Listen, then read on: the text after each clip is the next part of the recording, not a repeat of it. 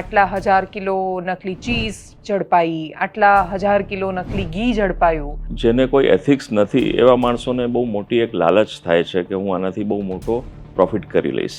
જેટલું આપણે ત્યાં દૂધનું ઉત્પાદન છે એની સામે ખપત બહુ જ વધારે છે. એટલે આપણે જેટલી મીઠાઈઓ ખાઈ રહ્યા છીએ, આપણે જેટલી ચીઝ ખાઈ રહ્યા છીએ, જે હદે ખાઈ રહ્યા છીએ, જેટલું પનીર ખાઈ રહ્યા છીએ, એટલું તો કદાચ ઓલ ઓવર આખા દેશમાં દૂધનું ઉત્પાદન છે જ નહીં. તમે રસગુલ્લા જુઓ તો તમે અતિશય સફેદ રસગુલ્લા તમે જ્યારે જુઓ તો એવી પૂરેપૂરી શક્યતા છે કે કેમિકલથી એ રસગુલ્લા સફેદ થયા હોય. એ એક હાઇડ્રો કરીને એક વસ્તુ જે છે, બેઝિકલી એ બ્લીચિંગ કેમિકલ છે, બ્લીચિંગ પાવડર છે. એટલે કપડાં સફેદ કરવા, તમારો શર્ટ જેનાથી સફેદ થાય છે એનાથી તમે માવો સફેદ કરી નાખો. લોકો યુઝ કરતા હોય છે.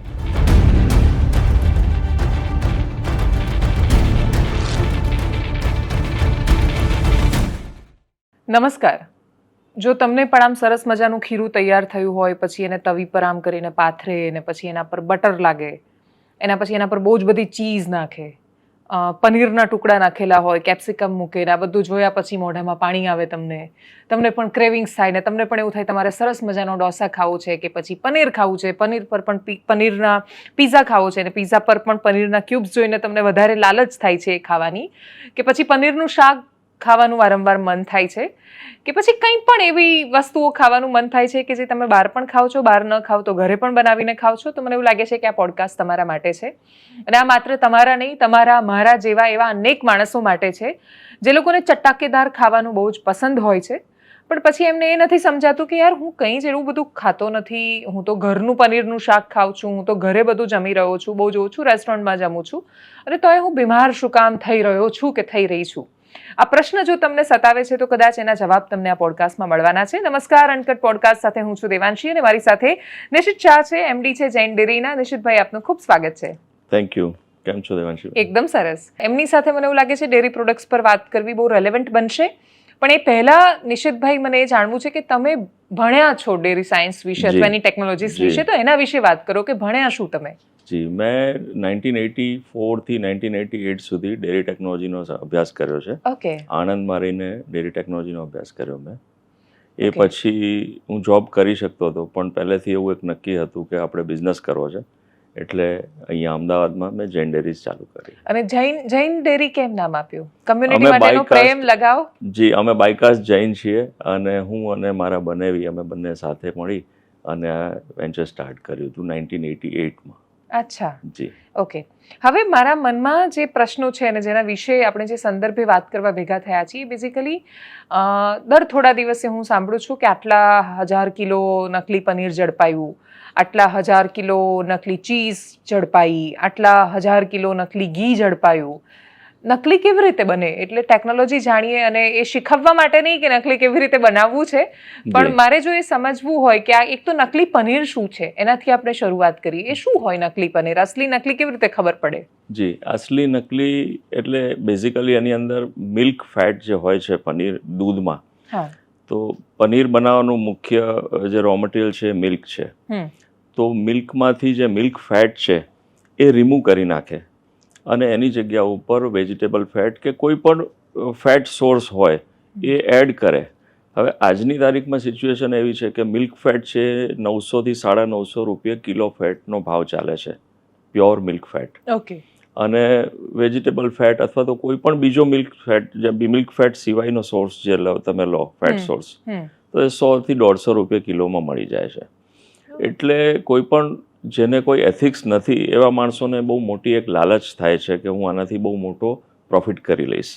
તો એ મિલ્ક ફેટને રિપ્લેસ કરી અને બીજી ફેટ એડ કરે એ દૂધમાં અને એનું પનીર બનાવે. એ પનીરને આપણે ડુપ્લિકેટ પનીર, ફેક પનીર અથવા તો ટેકનિકલી એનાલોગ પનીર કહી શકાય. એનાલોગ પનીર છે એ લીગલી પરમિટેડ નથી. જ્યારે એનાલોગ વર્ડ યુઝ થાય છે તો એમાં તમે પનીર વર્ડ યુઝ ના કરી શકો. ખાલી એનાલોગ લખવાનું, પનીર નહીં લખવાનું. પનીર સિવાય તમે જે લખો, જે તમને મંજૂરી મળે FSSAI માંથી એ લખી શકો, પણ પનીર વર્ડ યુઝ ના થાય. એનું રીઝન એ છે કે માણસોને તમે મિસગાઈડ ના કરો કે આ પનીર છે એવું કહીને જે લોકો આપે છે એ ના થાય. એટલા માટે બહુ સારો કાયદો છે. બેઝિક ડિફરન્સ આ છે. એટલે મને એવી સમજણ છે, એટલે જેમ કે ઘરે જો મારે પનીર બનાવવું હોય તો દૂધને ફાડી નાખીને પછી એને નીચવીને આમ રાખીશું એટલે એ પનીર બનશે. બરાબર છે. ફેક્ટરીમાં જે પનીર બને એ કેવી રીતે બને? એ દૂધમાંથી જ બને? એ દૂધમાંથી જ બને, અને તમે જે બોલ્યા ઓલમોસ્ટ એવી જ મેથડથી બને, પણ એ મિકેનાઇઝ પ્રોસેસથી થાય. એટલે મશીન બનાવે? મશીનથી બને. પ્રોડક્ટ એસિડથી ફાટે દૂધ, એમાંથી જે એનો કોગ્યુલેટેડ માસ ભેગો થાય એને પ્રેસ કરે. અચ્છા, એસિડથી ફાટે. એટલે જેમ હા. ઘરે લીંબુથી ફાટે, લીંબુમાં લીંબુ પણ એ એસિડ સાઇટ્રિક જ છે. એસિડ જ છે, એ જ હા, છે. ઓકે. એટલે એ જ છે. એટલે એ રીતે બને. પણ એસિડમાં ફરક હોય? એસિડમાં ઘણો ફરક હોય. ઓકે. એ પણ એક અગેન પાછી મોરલની જ વાત આવે છે કે ઘણા લોકો ઇન્ડસ્ટ્રીયલ એસિડ યુઝ કરે, ઘણા લોકો ફૂડ ગ્રેડ એસિડ યુઝ કરે. ઇન્ડસ્ટ્રીયલ એસિડ સસ્તું પડે? ઘણો સસ્તો પડે, 3 times સસ્તો પડે. ઓકે. એટલે અલ્ટિમેટલી કોઈ પણ માણસ જ્યારે ખોટું કરે છે ત્યારે એની પાછળનું મુખ્ય કારણ એની ગ્રીડ, લાલચ હોય છે કે હું સસ્તી વસ્તુ વાપરું તો અને વધારે પ્રોફિટ કમાવું. લાઈક એનાલોગ પનીર, એનાલોગ તો ના બોલે પણ જે ફેક્ટ પનીર કહીએ, જે પણ અત્યારે વાત ચાલી રહ્યું છે, એ તમે એની કોસ્ટ કાઢો તો 170-180 રૂપિયા કિલો બને. અચ્છા. અને જો જેન્યુન ઓરિજિનલ પનીર તમારે મિલ્ક ફેટમાંથી બનાવવું હોય તો એ 300-350 થી નીચે શક્ય જ નથી. અને આ તમે વેચાણનો ભાવ નહીં, પ્રોડક્શનનો ભાવ કહી રહ્યા છો? હા, હું આ પ્રોડક્શનનો ભાવ કહી રહ્યો છું. એમાં અલગ અલગ કેટેગરી હોય, પણ બેઝિકલી આવું 350 થી 350 વચ્ચેની એની રેન્જ થાય જો તમે જેન્યુન પનીર બનાવો તો. ઓકે જી.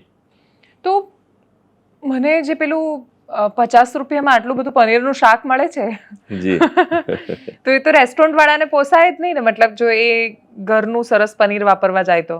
હા, ના પોસાય, ના પોસાય. આઈધર એને પનીરની ક્વોન્ટિટી ઓછી કરી દેવી પડે જો સારું પનીર વાપરવું હોય તો, અથવા તો એની પાસે બીજો ઓપ્શન છે જે માર્કેટમાં સસ્તું મળતું હોય એ વાપરી શકે. અને માર્કેટમાં જે સસ્તું મળે છે એ શક્ય જ નથી સસ્તું બનવું એટલું? એ સસ્તું બનવા શક્ય જ નથી, એટલે એ ફેક હોય ત્યારે જ આ પોસિબલ થાય આ વસ્તુ.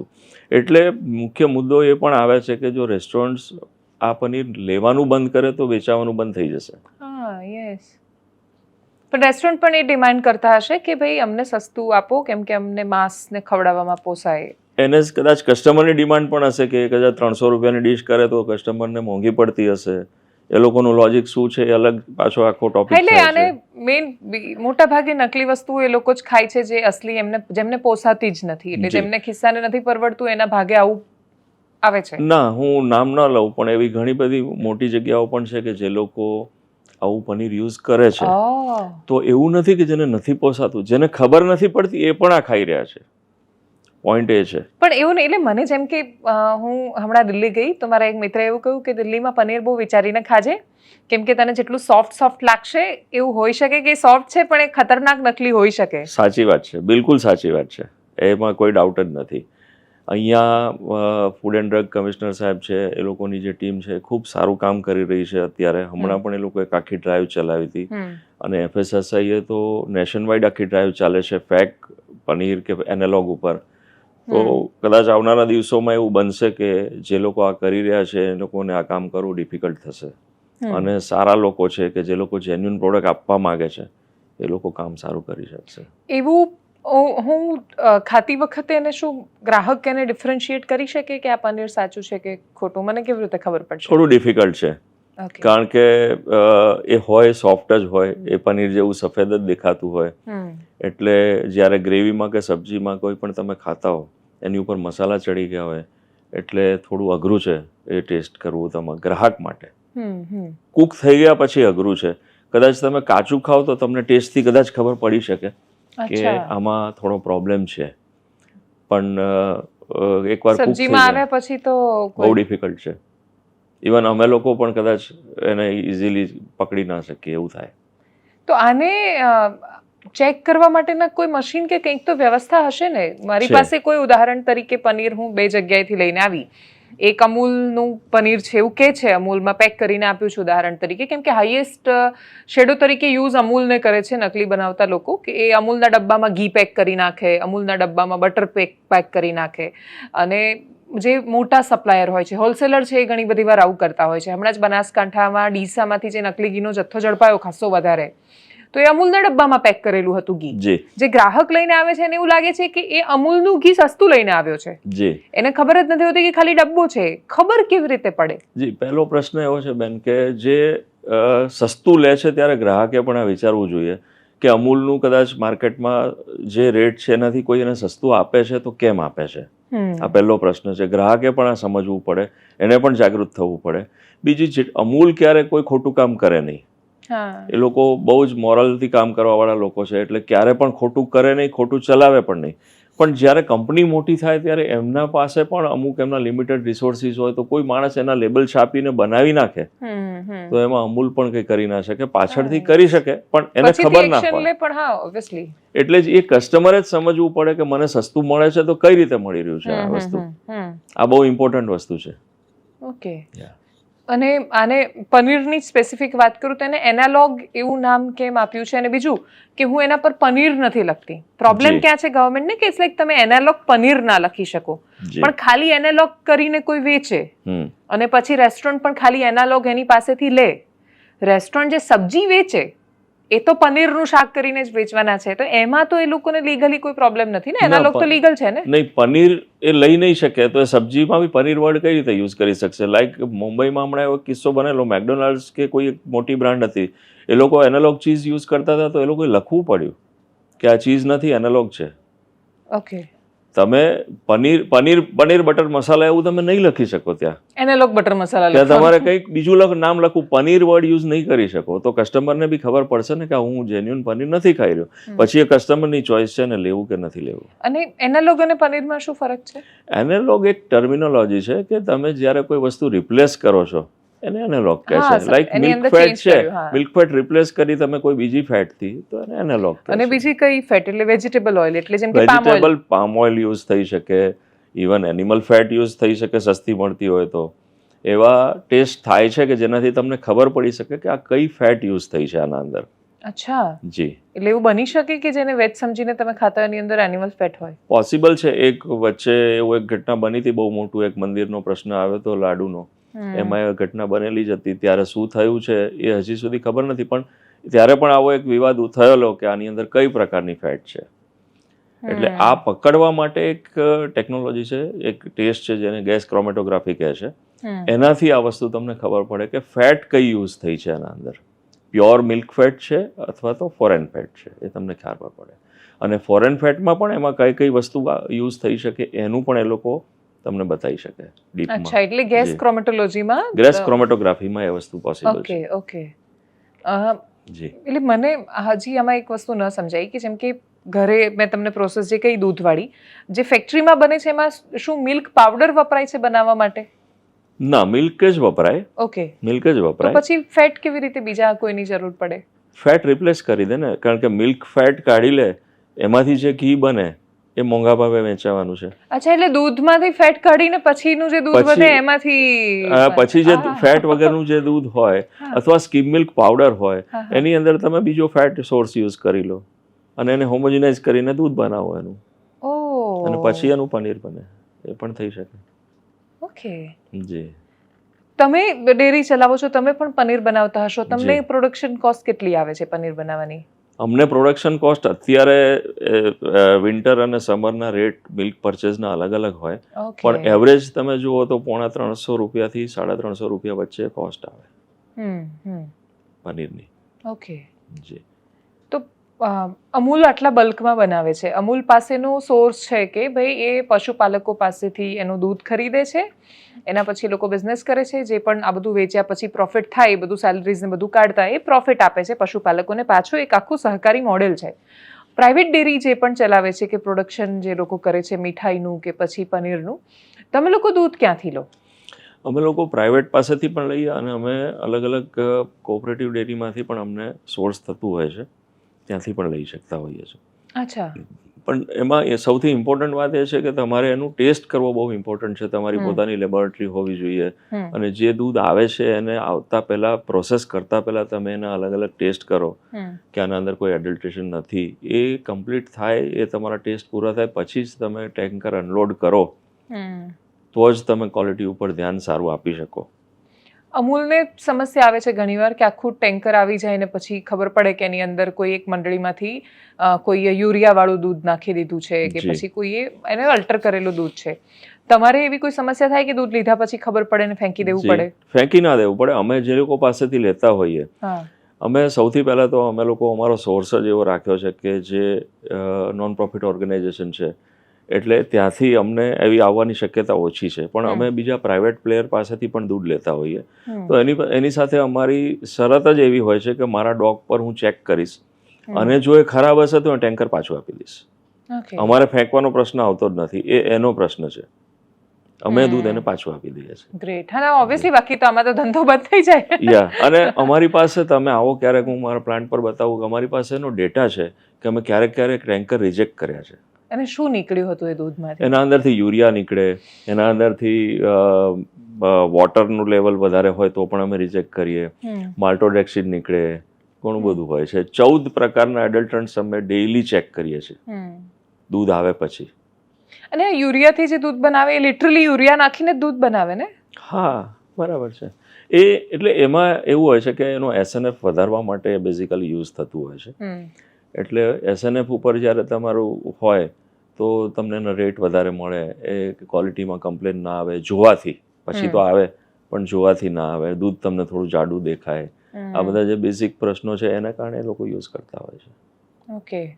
અને આમાં પણ સૌથી વધુ જે અત્યારે જે થાય છે એ પ્રોબ્લેમ છે મિલ્ક ફેટનો, કે જે એમાં નફાનું ધોરણ ખૂબ ઊંચું જતું રહે છે.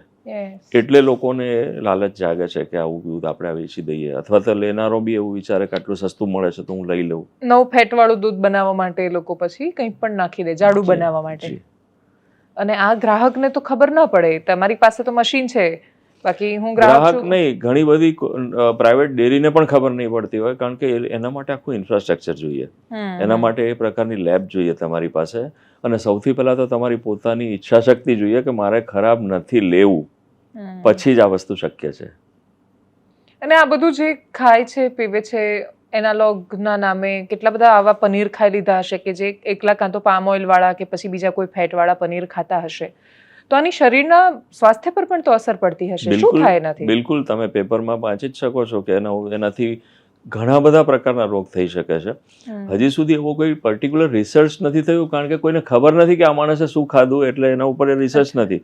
પણ ઘણા બધા રોગ એનાથી થઈ શકે છે, એવું તો બધા જ કહી રહ્યા છે કે તમે પ્યોર વસ્તુ નથી ખાતા તો એની જે આડઅસર થવાની છે થવાની જ છે. ઘણા બધા લોકો એવું કરતા હોય છે જનરલી કે આ ખાવા માટે છે ને આ વેચવા માટે છે. તમે લોકો તમારી ડેરીની પ્રોડક્ટ્સ ખાઓ છો, પનીર કયું વાપરો છો તમે? મારે ત્યાં એક વર્ષોથી એક નિયમ છે કે મારો દીકરો નાનો હતો ત્યારથી કે મેં એવું નક્કી કરેલું કે જે પ્રોડક્ટ હું પોતે મારા દીકરાને ખવડાવી શકું એ પ્રોડક્ટ જ હું વેચીશ. એટલે અમારે ત્યાં તો એવો કોઈ ભેદભાવ છે નહીં, કે જે અમારા ઘરે આવે છે એ જ વસ્તુ અમારા કસ્ટમર. તો તમે મોંઘું વેચો છો કે અમૂલની સરખામણી? કેમ કે અમૂલનું તો બહુ જ મોટું ઇન્ફ્રાસ્ટ્રક્ચર છે, એની સામે તમે સ્પર્ધામાં જ્યારે જાઓ અમે એ લગભગ એ રેટમાં જ વેચીએ છીએ, અને એમાં પણ વી આર હેપી. અમને એમાં પણ જે નફાનું ધોરણ અમને જોઈએ છે એ મળે છે, એટલે કંઈ ખોટું કરવાની જરૂર નથી ખરેખર. એટલે શું એવું હોય છે કે તમે સારું ખવડાવવા જોઈએ? ઇવન રેસ્ટોરન્ટની પણ હું વાત કરું, મેં એવી અનેક રેસ્ટોરન્ટ અમદાવાદમાં જોઈ છે કે જે હજાર રૂપિયાના પનીરના શાક આપે છે, અને ખાવાવાળા લોકો ખાય છે. એ લોકો કંઈ એટલા બધા પ્રશ્ન નથી કરતા કે આટલા ગ્રામ પનીર છે કે નહીં, કોઈ ચેક પણ નથી કરતું એની અંદર. એમને પણ નફાનું માર્જિન સેટ થાય છે. જે લોકો 50 રૂપિયામાં વેચે છે એમને પણ નફાનું માર્જિન સેટ થાય છે. સારું ખવડાવવા જાય તો નફો ન મળે એવું બની શકે? ના, એવું ના બને, એવું ના બને. પણ અમુક લોકોનું એવું હોય છે કે નફાનું ધોરણ ખૂબ ઊંચું રાખવા માંગતા હોય તો એ 500 રૂપિયાની ડીશના 700 પણ લઈ શકે. પ્લસ ઘણીવાર કેવું છે કે 5 સ્ટાર હોટલ છે, એનું એમ્બિયન્સ એ બધાનો બી ચાર્જ હોય છે, એટલે એની બી કોસ્ટ લાગતી હોય છે. એ લોકોના ઓવરહેડ્સ વધારે હોય છે, એની કોસ્ટ લાગતી હોય છે. એટલે દરેક વખતે એવું જરૂરી નથી કે એ આટલો બધો ચાર્જ લે છે તો એ કંઈક ખોટું કરી રહ્યા છે. એ લોકોનું એમ્બિયન્સ છે, એનો ઓવરહેડ્સ છે, એને કારણે પણ એક વસ્તુ થતી હોય છે. પ્લસ એ લોકોનું એક લેવલ છે. 5 સ્ટારમાં તમે જમવા જાઓ છો તો જે જાય છે એ પણ સમજીને જ જાય છે કે અહીંયા મારે બીજી સાદી રેસ્ટોરન્ટ કરતાં કંઈક વધારે ચૂકવવાનું છે. પનીર તો એ ખાસા વર્ષોથી ખવાય છે. થોડા વર્ષોથી તો એક ગાંડો ક્રેઝ છે દરેક વસ્તુમાં, ખાસ તો અમદાવાદમાં ચીઝ નાખવાનો. કોઈ જ વસ્તુ એવી બાકી નથી કે જેમાં ચીઝ નહીં નાખી હોય આપણે. એટલે આપણે કંઈક અલગ જ છીએ. મતલબ ઇટ્સ લાઈક આપણું નામમાં એવું લાગે છે અમદાવાદની પાછળ એક દિવસ ચીઝ પણ જોડાઈ જશે એવું લાગે છે, એટલું બધું આપણે ખાઈ રહ્યા છીએ. આટલું બધું પ્રોડક્શન અને જે ચીઝ જે રીતે બને છે એ રીતે શું એનું પ્રોડક્શન શક્ય છે? કેમ કે એમાં તો કેટલું બધું નકલી ચીઝ પકડાતું હશે. કેવું હોય નકલી ચીઝ અસલી ચીઝમાં ફરક શું? ચીઝમાં એવું છે દેવાંશીબેન કે ચીઝમાં એનાલોગ પરમિટેડ છે. અચ્છા. જી, એટલે પણ જે લોકો લખે છે એના માટે સાચું છે કે એનાલોગ છે એવું કહીને કોઈ આપે છે તો એમાં કંઈ પ્રોબ્લેમ ના હોવો જોઈએ ટેકનિકલી, લીગલી. પણ જે લોકો એનાલોગ યુઝ કરે છે અને છતાં પણ કહેતા નથી કસ્ટમરને, એ ખોટું છે. કોઈ જ નથી કહેતું. એટલે મેં આજ દિન સુધી એક પણ રેસ્ટોરન્ટ એવી નથી જોઈ કે જેવું કહેતા હોય કે અમે આ પ્રકારની ચીઝ વાપરીએ છીએ. હા, સાચી વાત છે, પણ એવું હોવું જોઈએ ખરેખર. એવું હોવું જોઈએ. ઓકે. જી. અને આ રેસ્ટોરન્ટ્સ જે દર થોડા ટાઈમે કોઈને કોઈ ડ્રાઈવ થાય ને પકડાય એના પછી કોઈ પરમેનન્ટ એના પર પગલાં લેવાયા હોય એવા ઉદાહરણો મારી સામે નથી કે કોઈ પકડાયું એને દંડ થાય છે પણ એના પછી કાં તો તમે 6 મહિના પછી એ જ રેસ્ટોરન્ટમાં જઈને જુઓ તો એ લોકો આ પ્રકારનું ફરીથી ને ફરીથી વાપરતા હોય છે. આની સામે કોઈ લીગલ એક્શન્સ નથી લેવાય એવા ક્લોઝ શું કહી રહ્યા છે? અત્યારે તો જે લીગલ એક્શન જે કાયદા મુજબ જે થાય છે એ કરી જ રહ્યા છે, પણ હવે એ દરેક જગ્યા પર એક એવું બી હોવું જોઈએ કે જે જગ્યા પર સપોઝ પહેલાં અત્યાર સુધી શું થાય છે કે કોઈ જગ્યાએ ફેક પનીરની ફેક્ટરી પકડાય છે કે કંઈ ખોટું થતું એવું પકડાય છે તો એ ફેક્ટરીને સીલ વાગે છે અથવા તો એનું લાયસન્સ રદ થાય છે, જે લીગલી થતું જોઈએ બધું થાય છે. પોઈન્ટ મારો પોઈન્ટ એક એવો પણ આવે છે કે જે રેસ્ટોરન્ટ જે વાપરે છે એના નામ પણ પબ્લિશ થવા જોઈએ તો લોકોને ખબર પડે કે હું આ રેસ્ટોરન્ટમાં જઉં છું તો આ જગ્યા પર મેં આ પનીર ખાધું છે તો ત્યાં તો ડુપ્લિકેટ હતું, અથવા આ ચીઝ ખાધું છે તો આ તો એનાલોગ હતું, અથવા આ ઘી પકડાયું છે તો આ ઘી તો મેં એ ખરાબ ઘી હતું એ મેં ખાધું. તો ફરીવાર એ રેસ્ટોરન્ટમાં લોકો નહીં જાય અથવા તો એ રેસ્ટોરન્ટનું નામ આવશે તો રેસ્ટોરન્ટવાળા જ બીજી વખત ખોટું કરતા પહેલાં વિચારશે. દરેક રેસ્ટોરન્ટ ખોટું કરવા માંગે છે એવું પણ નથી હોતું, એમને પણ ખબર નથી હોતી. એ કોસ્ટ બચાવવાની લાલચમાં ક્યારેક સસ્તું લેતા હોય છે. તો આ એમને ખબર પડશે અથવા તો આવું કંઈક મીડિયાથી જાહેર થશે તો એની ઇફેક્ટ બહુ સારી આવશે. આ એનાલોગ પરમિટ કરવાની કે બનાવવાની આપણને જરૂર એટલે પડી કેમ કે આપણે જેટલું આપણે ત્યાં દૂધનું ઉત્પાદન છે એની સામે ખપત બહુ જ વધારે છે. એટલે આપણે જેટલી મીઠાઈઓ ખાઈ રહ્યા છીએ, આપણે જેટલી ચીઝ ખાઈ રહ્યા છીએ, જે હદે ખાઈ રહ્યા છીએ, જેટલું પનીર ખાઈ રહ્યા છીએ એટલું તો કદાચ ઓલ ઓવર આખા દેશમાં દૂધનું ઉત્પાદન છે જ નહીં. તો એની સામે ઓપ્શન છે એનાલોગ કે ભાઈ ખાવું તો છે જ તો પછી આવું બનાવીને ખાવું, કેમ કે લીગલ કર્યું છે અને એનો પર્પઝ શું હોઈ શકે લીગલ કરવાનો?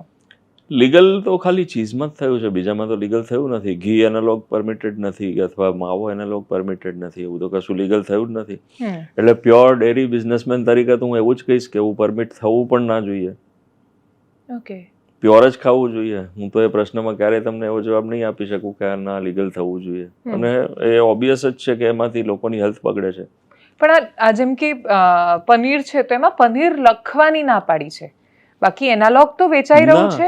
ના, પનીરમાં તો લખવાની ના પાડી નથી, એવું નથી. એ વેચવાની પણ ના જ છે.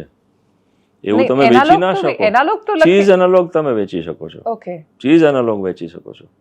પનીર એનાલોગ માટે તો એવો કોઈ કાયદો હજુ આવ્યો નથી કે તમે કહીને કરી શકો. અચ્છા, એવું લોજિક ચાલે છે કે એવું કરી શકાય પણ એવો કોઈ કાયદો નથી. અને ચીઝ આજે પણ ચીઝ કેવી રીતે બને? ચીઝ દૂધમાંથી જ બને. બેઝિકલી પનીર છે એ એસિડ કોએગ્યુલેટેડ પ્રોડક્ટ કહેવાય ને, કે પનીરમાં તમે સાઇટ્રિક એસિડ નાખો એને જે ફાટી જાય, દૂધ ફાટે એનું જે તમે માંસ છે એને પ્રેસ કરીને તમે કરો એટલે પનીર બને. ચીઝ છે એ બેક્ટેરિયાથી એને કોએગ્યુલેશન થાય એનું, અને એ is basically a long process છે. પનીર છે તમે સવારે તૈયાર કરીને સાંજે રેડી કરી શકો છો, ચીઝમાં તમને ટાઈમ લાગે છે. ઓકે, અને ચીઝ જે એનાલોગ હોય એમાં શું વપરાય? તો પછી એમાં પણ એ જ વસ્તુ છે, મિલ્ક ફેટ રિપ્લેસ થાય છે. એમાં પણ મિલ્ક ફેટ રિપ્લેસ થાય છે. પ્લસ તમે એને પ્રોપ્રાઇટરી પ્રોડક્ટ તરીકે પણ તમે એને લઈ શકો કે કોઈ પોતાની રેસિપીથી કરે છે. પણ બેઝિકલી વાત એવી છે કે એનાલોગના તો સ્ટાન્ડર્ડ ચીઝના છે અલગથી. બીજી બધી પ્રોડક્ટમાં સપોઝ તમને કહું તો માવો છે જે મીઠાઈ બનાવવા માટે, એ પણ એક બહુ મોટો પ્રશ્ન છે કે મીઠાઈ બનાવવા માટે જે માવો તૈયાર કોઈ નાના દુકાનદાર છે અને પોતાને બનાવવો ના હોય તો એ તૈયાર માવો લે અને એના પેંડા કે જે કંઈ બનાવવાનું એ બનાવે. હવે એ પ્યોર માવો છે કે નહીં એ પણ ખબર નથી લોકોને. હવે એ માવો જે એની જે મીઠાઈ તમે ખરીદો છો તો એ મીઠાઈ ક્યાંથી બની છે, એ માવો કયો છે, એના એટલે એક બહુ મોટી જરૂરિયાત એવી છે કે ટ્રેસેબિલિટી હોવી જોઈએ. કે તમે કોઈ વસ્તુ ખાઓ છો એનું રૂટ શું છે, એ દૂધ ક્યાંથી આવ્યું છે. લાઈક અમે લોકો અત્યારે એના ઉપર કામ કરી રહ્યા છીએ કે અમારે ત્યાં જે દૂધ આવે છે તે દૂધ કયા ગામથી આવ્યું, એ ગામના કયા ખેડૂતોએ આ દૂધ ભર્યું, એ એરિયામાં કોઈ વેટરનરીના રિલેટેડ કોઈ કેટલ રિલેટેડ કોઈ ડિસીઝ નથી ને, આ બધી વસ્તુ જોવાતી હોય છે. તમે એક્સપોર્ટ કરો ત્યારે તો તમારે આ વેટરનરી સર્ટિફિકેટ પણ આપવા પડે છે. એક્ઝેક્ટલી. એટલે મારો એ જ પ્રશ્ન હતો કે થાય છે શું કે તમે મીઠાઈ ખાઈને આટલા બીમાર નહોતા પડતા પહેલા, હવે એક નાનો મીઠાઈનો પીસ પણ જો ખાઈ લીધો તો તમારું ગળું ખરાબ થશે જ. એટલી ખરાબ હાલત થઈ રહી છે મીઠાઈમાં કે મીઠાઈ જોઈને જે પહેલા મોઢામાં પાણી આવતું હતું એની જગ્યાએ હવે પહેલેથી જ ગળામાં દુખવા માંડે છે જોઈને જ કે આ ખાઈને તમે ગયા. તો નકલી માવો એટલે માવો એ નકલી હોય? માવો નકલી હોય. હું આપને એક દાખલો આપું કે સપોઝ કાજુ કતરી છે, હા બરાબર, તો એક એવું કેમિકલ યુઝ થાય છે, કરતા હોય છે ઘણા લોકો, કે કાજુ કતરીને સફેદ કરવા માટે કેમિકલ યુઝ થાય. તમે રસગુલ્લા જુઓ તો તમે અતિશય સફેદ રસગુલ્લા તમે જ્યારે જુઓ તો એવી પૂરેપૂરી શક્યતા છે કે કેમિકલથી એ રસગુલ્લા સફેદ થયા હોય. બાપરે. તો શું વપરાય કેમિકલ એમાં? એ એક હાઇડ્રો કરીને એક વસ્તુ જે છે, બેઝિકલી એ બ્લીચિંગ કેમિકલ છે, બ્લીચિંગ પાવડર છે. એટલે કપડાં સફેદ કરવા, તમારો શર્ટ જેનાથી સફેદ થાય છે એનાથી તમે માવો સફેદ કરી નાખો. લોકો યુઝ કરતા હોય છે, પણ એ પણ બહુ જ રિસ્કી વસ્તુ છે, ખરેખર ના થવું જોઈએ. પણ ઘણીવાર એવું પણ બનતું હશે કદાચ કે કસ્ટમરની ડિમાન્ડ એવી હશે કે તમે ભાઈ થોડી કાળી કાજુ કતરી બતાવો, એની સામે સફેદ હોય તો એ કદાચ ઇમ્પ્રેસ થતા હોય, એવું પણ બનતું હોય. પણ કંઈ પણ હોય, એ આને જસ્ટિફિકેશન નથી, એ ના જ યુઝ થવું જોઈએ. પણ એ ઇલીગલ નથી વાપરવું? ઇલીગલ જ છે. કોઈ પણ વસ્તુ તમે નાખી કઈ રીતે શકો? મિલ્ક પ્રોડક્ટ છે તો મિલ્ક પ્રોડક્ટમાંથી જ બનવી જોઈએ, એનું રો મટીરિયલ મિલ્ક હોવું જોઈએ, એમાં બીજું કશું પરમિટેડ છે જ નહીં. છતાં પણ એટલે આ જેમ કે કોઈ પણ, એટલે મીઠાઈમાં તો ઇવન ઘણા બધા લોકો જે બોક્સની પાછળ કશું જ લખ્યું નથી હોતું, એની પ્રોડક્શન ડેટ કે એક્સપાયરી ઘણું બધું છે લખીને નથી આપતા. જે લોકો બહાર જ્યારે એને વેચવું હોય છે, ફોરેનમાં જ્યારે એ પ્રોડક્ટ પોતાની એક્સપોર્ટ કરે છે કોઈ પણ કંપની, તો એ બધા નીતિ નિયમો પાડે છે. એ એક એક વસ્તુ જુએ છે કે આમાં ઇન્ગ્રેડિયન્ટ્સ જે લખ્યા છે કે આટલા આટલા વપરાયેલા છે તો એ ધ્યાન રાખશે કે એ જ હોય. તો એ વસ્તુ ભારતમાં જ્યારે ભારતના લોકોને ખવડાવે છે ત્યારે એ નીતિ નિયમો કેમ ફોલો નથી કરતા? નીતિ નિયમો તો એમાં પણ છે, લાગુ પડેલા જ છે, પણ એ કદાચ એનું નીતિ નિયમોને પાલન કરાવવા માટે જે ફોર્સ જોઈએ કે જેટલા લોકો જોઈએ એ કદાચ અપૂરતો હશે. એક્સપોર્ટમાં નથી ચાલતું ને? બાકી એક્સપોર્ટમાં બિલકુલ નથી ચાલતું. અમે એક્સપોર્ટ કરીએ છીએ ને અમે બધા રૂલ ફોલો કરીએ જ છીએ. અમે અહીંયા પણ કરીએ છીએ ને ત્યાં પણ કરીએ છીએ, પણ ત્યાં બહુ સ્ટ્રિક્ટ હોય છે. એટલે જે કોઈ એક્સપોર્ટ કરતા હોય એને કરવું પડે, તમારો પ્લાન્ટ સર્ટિફાઈ કરાવવો પડે છે, એ બધું કરવું પડે તમારે. જી. ઓકે.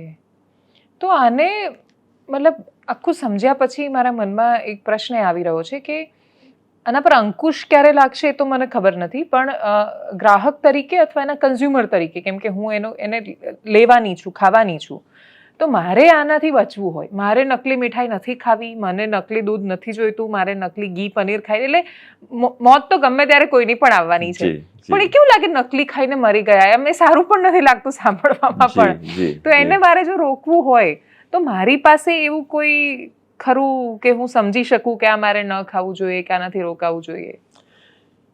એક કન્ઝ્યુમર તરીકે બહુ ડિફિકલ્ટ વસ્તુ છે કે તમારી પાસે નોલેજ ના હોય અને જ્યારે મીઠાઈ બની જાય કે પનીરનું સબ્જી બની જાય કે ચીઝનો પિઝા બની જાય ત્યારે એમાં બહુ બધી વસ્તુ એડ થઈ ગઈ હોય છે. લાઈક પિઝા પર ગ્રેવી થઈ ગઈ હોય, એની ઉપર ચીઝ આવે, કેપ્સિકમ આવે, ઘણું બધું આવે, એટલે તમારી પાસે પ્યોર ચીઝ તો ત્યારે છે કે નહીં એ તમને ડિફિકલ્ટ છે તમારે આઈડેન્ટિફાઈ કરવું. મીઠાઈ બને તો એની અંદર કલર, એસેન્સ, એના ડ્રાયફ્રૂટ બહુ બધું એડ થઈ ગયું હોય, શુગર એડ થઈ ગયું હોય, ત્યારે પણ તમને ખબર નથી પડતી. સેમ પનીરમાં સબ્જીમાં જતું રહે, પનીરના ટીકા બની જાય ત્યારે પણ તમને.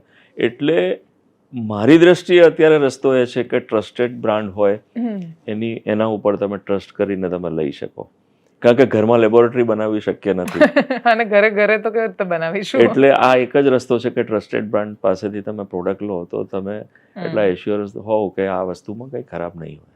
અને કાજુ કતરીમાં કાજુ હોય છે? કાજુ કતરીમાં કાજુ હોય છે. અચ્છા, પણ માવો વધારે હોય? પણ સફેદ કરવા માટે કેમિકલ યુઝ થાય. ઘણા લોકો કાજુની સાથે શીંગના દાણા યુઝ કરી લે, કંઈ પણ થઈ શકે. દરેક વસ્તુમાં કંઈક કંઈક થતું હોય છે. એટલા માટે જ ટ્રસ્ટેડ બ્રાન્ડ પર જવું જોઈએ કે જેને કારણે તમને એટલી શ્યોરિટી રહે કે હું આજે જે કંઈ કન્ઝ્યુમ કરીશ અથવા મારા બાળકોને ખવડાવીશ એ હું સારું ખવડાવીશ. ઓકે. અને આના સિવાય કંઈ એવું છે તમારા ધ્યાનમાં કે જે નકલી બનતું હોય? આપણે તો અત્યારે ડેરી પ્રોડક્ટની વાત કરીએ તો હું આટલું અત્યારે ડેરી પ્રોડક્ટ્સમાં એટલે ટૂંકમાં જેટલી પણ ડેરી પ્રોડક્ટ્સ અવેલેબલ છે એ બધી જ નકલી બની શકે છે. જી, બની શકે, કારણ કે મિલ્ક છે ને એ વેરી ઇઝી ટુ એડલ્ટરેટ. એટલે અને નફાનું ધોરણ વધારવા માટે લોકોને એક લાલચ જાગતી હોય એટલે કરી શકે. હજી એક છેલ્લો નાનો પ્રશ્ન છે, પશુપાલક તરફી છે, કે દૂધ વધારવા માટે જે ઓક્સિટોસિન કે બાકીના ઇન્જેક્શન અપાય છે જી, એ અસર કરે દૂધ પર? કેમ કે એ બાકી રીતે જોવા જઈએ તો ઘણી બધી કાર્સિનોજેનિક ઇફેક્ટ પણ કરતા હોય છે. તો એ પ્રકારનું દૂધ છે તમારી પાસે આવે તો તમે એ ડિફરન્શિએટ કરી શકો કે આ ઇન્જેક્શન આપીને લીધેલા? અમારી પાસે એન્ટીબાયોટિક્સના એડલ્ટ્રેશન થયેલું હોય તો એની કીટ આવે છે, અમે ચેક કરતા હોઈએ છીએ. અને બધી જ લગભગ ડેરી ચેક કરતી હોય છે. કોઓપરેટિવ ડેરીની હું વાત કરું તો. પ્રાઇવેટમાં તો મેં તમને કહ્યું એવું કે પોતાની ઈચ્છા જો હોવી જોઈએ કે મારે સારું ખવડાવવું છે એ જ લોકો કરે. બાકી તો આ બધી કોસ્ટ વધારવાની વાત છે. હું એક કીટ યુઝ કરીશ તો એનું મને કોસ્ટ લાગે છે. હું ગેસ ક્રોમેટોગ્રાફી કરીશ તો એક ટેસ્ટ કરવા પાછળ 1000-2000 રૂપિયાનો ખર્ચ થાય છે. અને છેલ્લે તો કન્યાને કેડે ભાર, એટલે ગ્રાહક પર જ આવશે. છેલ્લે ગ્રાહક પર જ આવશે, અથવા તો હું મારા નફામાંથી એને કાપીશ. બેમાંથી એક થશે. પણ એ તમારી વિલ હોવી જોઈએ કે મારે આ સારું ખવડાવવું છે, ત્યારે જ આ શક્ય બનશે. બાકી તો જેને પ્રોફિટ કરવો છે શોર્ટકટથી એ લોકો આ ચાલુ રાખશે. પણ અત્યારે એવું કહી શકાય કે ગવર્મેન્ટ એના માટે બહુ જ જાગૃત થઈ છે અને સારું કામ કરી રહ્યા છે એ લોકો. એટલે આવનારા દિવસોમાં એવું કહી શકશું આપણે કે જે લોકો પણ આ કામ ખોટું કરી રહ્યા છે એના માટે આ થોડી તકલીફ તો આવવાની છે. એની જાગૃતિ અત્યારે, કારણ કે દર અઠવાડિયે પેપરમાં પણ આવે છે કે ફલાણી જગ્યાએથી ખોટું આવું વસ્તુ નકલી પકડાયું. વાત સાચી. પણ જે પ્રોબ્લેમ છે ને એ છે કે જે નકલી પકડાય છે આવે છે, તમે જેમ કહ્યું એમ કે કઈ રેસ્ટોરન્ટ છે ખરીદતી હતી ત્યાંથી, એ બહુ જ જરૂરી છે. એટલે હું ખાઈ રહી છું, કોઈ ફેક્ટરીમાંથી લઈને નથી ખાઈ રહી. એક્ઝેક્ટલી. હું તો કોઈ રેસ્ટોરન્ટમાં ખાઈ રહી છું. એટલે એ કહેવું પડશે કે કઈ રેસ્ટોરન્ટ છે એને ત્યાંથી ખરીદ્યું છે તો મારા મનમાં એ ધ્યાન રહેશે કે નહીં આ રેસ્ટોરન્ટમાંથી આવું. જો કે હવે તો ગ્રાહકો એ ઘણા બધું બહુ ભૂલી જાય છે બહુ જલ્દી. બાકી ઘણી બધી રેસ્ટોરન્ટ એવી છે કે જે વારંવાર છાપે ચડે છે પણ એનાથી કોઈ વિશેષ ફરક ગ્રાહકના બિહેવિયરમાં પડ્યો હોય એવું એટલું બધું દેખાતું નથી. પણ let's see and hope for the best. આશા રાખીએ આપણે સારું કરવાનું છે એવું વિચારીને આગળ ચાલીએ તો ક્યારેક તો સારું થશે. Thank you so much for joining us. અને જાગૃતિની બહુ જ મોટી અસર હું એ પણ જોઈ રહી છું કે હવે ઘણા બધા લોકો છે વેજ સબ્જી ઓર્ડર કરે છે પનીરની જગ્યાએ. એમને ડર લાગે છે એ વસ્તુનો. આપણે એક વાત જણાવવાની રહી ગઈ. અમે લોકોએ અત્યારે એક એવું સ્ટાર્ટ થયું છે, મારો એક અનુભવ એવો બન્યો કે કોઈક ફ્રેન્ડની પાર્ટીમાં કોઈ જગ્યાએ જવાનું હતું. તો સામાન્ય રીતે અમે બહુ બધી રેસ્ટોરન્ટમાં સપ્લાય આપતા હોઈએ પણ મને ખબર નહોતી કે અહીંયા અમારું પનીર કે અમારું પ્રોડક્ટ જાય છે કે નહીં. ઓકે. તો હું તપાસ કરીને ગયો તો અમને ખબર પડી કે અહીંયા એ લોકો અમારો પ્રોડક્ટ નથી લેતા. ઓકે. તો હું ત્યાં ગયો, અમે લોકો પાર્ટી એન્જોય કરતા. તે દરમિયાન મેં મેનેજરને બોલાવીને ખાલી ક્યુરિયોસિટી માટે પૂછ્યું કે તમે પનીર કોનું વાપરો છો? તો એમણે મને જવાબ એવો આપ્યો કે અમે જૈન ડેરીનું પનીર વાપરીએ છીએ. તો એના ઉપરથી મને એક વિચાર આવ્યો કે અમારી બ્રાન્ડનો આ લોકો એવી રીતે યુઝ કરે છે કે કસ્ટમરને ભરોસો થઈ જાય અમારું નામ લેવાથી. તો અત્યારે ઘણા બધા રેસ્ટોરન્ટ્સ એના કેશ કાઉન્ટર ઉપર એવું એક નાનકડી ફ્રેમ મૂકે છે કે અમે અહીંયા જૈન ડેરીનું પનીર જ યુઝ કરીએ છીએ. તો કસ્ટમરને એક કોન્ફિડન્સ બિલ્ડ થાય છે કે એ લોકો સારી વસ્તુ વાપરે છે. આ એક ટ્રેન્ડ હમણાં શરૂ થયો છે. નહીં, પણ મને આમાં એક પ્રશ્ન છે કે તમે એને કેવી રીતે એન્શ્યોર કરશો? એટલે ઘણી બધી જેમ કે આ લારી પર પેલી ફ્રેન્કી ને બધું મળે છે, જી, તો મને ખૂબ ભાવતી હતી બહુ પહેલા. હવે નથી ખાવાનું બંધ કરી દીધી ખાવાની. તો ત્યારે હું ગઈ તો એ લોકોએ છે ને બહાર જે ડબ્બા મૂક્યા હોય છે અમૂલના મૂક્યા હોય છે. જી. પછી એણે જેવું બોક્સ ખોલ્યું અને એણે છીણી તો એમાં અમૂલની ચીઝ નહોતો વાપરી રહ્યો ભાઈ. એટલે મેં એમને પૂછ્યું કે ભાઈ તમે કેમ આમ કરી રહ્યા છો? તો કે અમૂલ દેખ કે કસ્ટમર જ્યાદા આતે. તો તમારી સાથે જેમ કે તમે જૈન ડેરી લખ્યું હોય, કસ્ટમર ટ્રસ્ટ કરે તો તમે શું એ એન્શ્યોર કરશો કે ફ્રેમ એને જ મળે જે લોકો ખરેખર તમારી? એ ફ્રેમ અમે જ આપીએ છીએ અને અમે રૂટીનમાં અમારું એ ચેક પણ રહેશે કે જે જગ્યા પર અમે આપી છે એ જગ્યા પર જ એ ફ્રેમ રહે, એનો કોઈ બીજો મિસયુઝ ના કરે. અમે એમાં એનું નામ લખીને આપીએ છીએ રેસ્ટોરન્ટ. એટલે ખાલી ફ્રેમ નથી આપતા, એ જે તે રેસ્ટોરન્ટનું કે એનું નામ લખીને અમે યુઝ કરીએ છીએ. થેન્ક યુ સો મચ નિશિતભાઈ ફોર જોઈનિંગ અસ. અને સારું પનીર ખવડાવતા રહો, સારું ચીઝ ખવડાવતા રહો, તમે બધા ખાઈ શકીએ. મેઇન જે લોકોએ ખાવાનું બંધ કરી દીધું છે. Thank you so much. પણ thank you so much. Thank you. Thank you.